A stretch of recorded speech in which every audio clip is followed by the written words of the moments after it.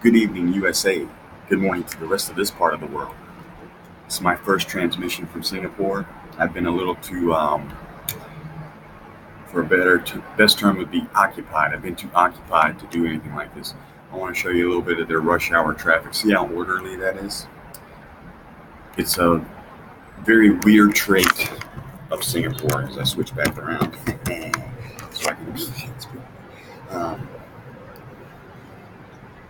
this is a town of over 5.5 million people. It's very orderly.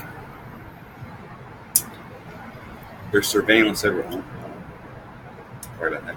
There's surveillance everywhere. So people are kind of always on their best behavior, I guess. And I really haven't been able to digest the real effects of that. For me personally, it's kind of too sterile, too sanitized. I can get why some people like the appeal of it. Like a fellow I met last night, I forget his exact name, but my host Ben introduced me to him. He's one of his closest friends or whatever. We went around a little bit last night. He put it, it's safe. And as a term that we like to use in America, what price are you willing to pay, or what are you willing to give up to be safe? And in some ways, I think they give up too much.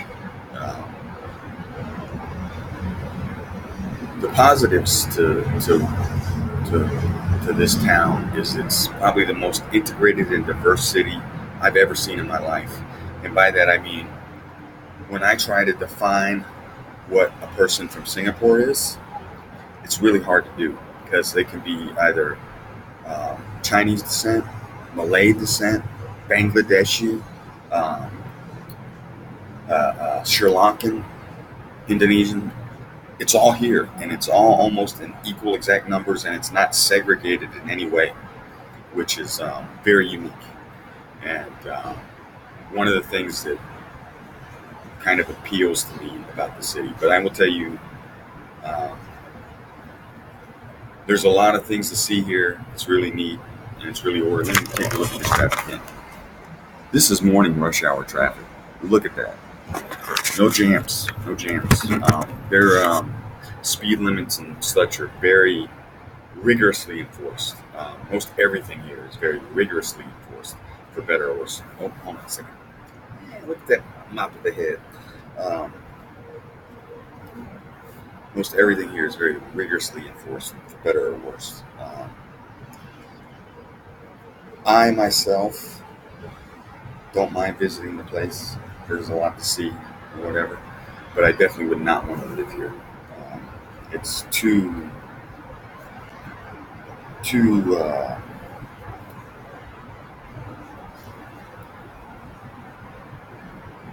It almost seems like a giant facade. Like what I'm seeing isn't truly real. It's something that's imposed. Um, I don't really know how much better to put that. Sorry. When I'm more awake, possibly I'll have a better explanation. Now, I'm on day 4 now, and I'll be going to Evolve again today.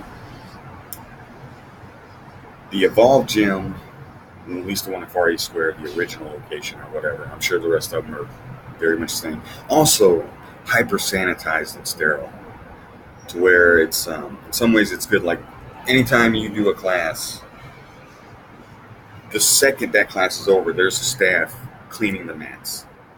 I mean, like that. They're standing by, waiting for you to get the F off, so they can start cleaning. Um, their locker rooms and toilets and all that just sparkling clean to an unimaginable level, and all those things are nice, I guess. But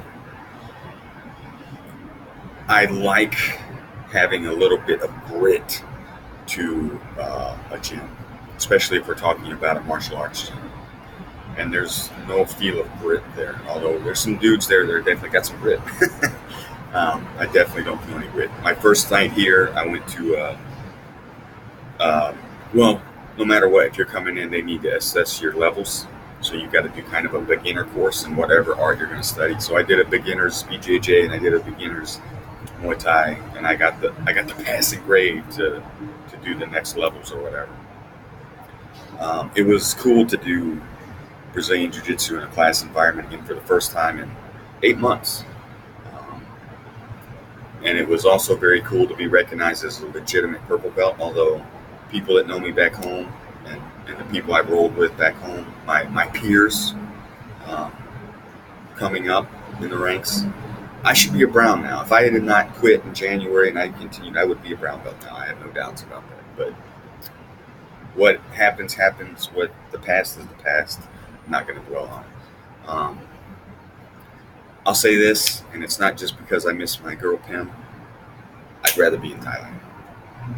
Just matter of factly, I'd rather be in Thailand. No offense to the Singapore people, but the the overall vibe and feel is not the same. But anyhow, I'll try and talk to you guys again later. Bye.